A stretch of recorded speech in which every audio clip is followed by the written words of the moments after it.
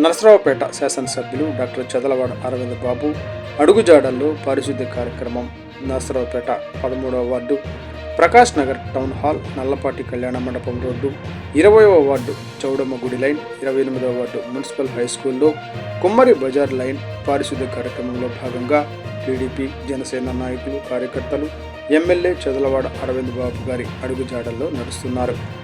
స్వచ్ఛ నరసరావుపేట కార్యక్రమంలో భాగంగా 13వ వార్డు పట్టణంలోని ప్రకాష్ నగర్ టౌన్ హాల్, నల్లపాటి కళ్యాణ మండపం రోడ్డులో, 20వ వార్డు చౌడమ్మ గుడి లైన్, 28వ వార్డు మున్సిపల్ హై స్కూల్లో కుమ్మర బజార్ ప్రత్యేక పారిశుద్ధ్య కార్యక్రమాన్ని పట్టణ తెలుగుదేశం పార్టీ నాయకులు అత్తులూరి సుబ్బారావు, జనసేన మహిళలు మిరియాల సుబ్బమ్మ, మాధవి నేడు కార్యక్రమాన్ని చేపట్టి అక్కడి కాలువలలోనే పూడిక తీసి మురుగునీరు పారేలా చేశారు.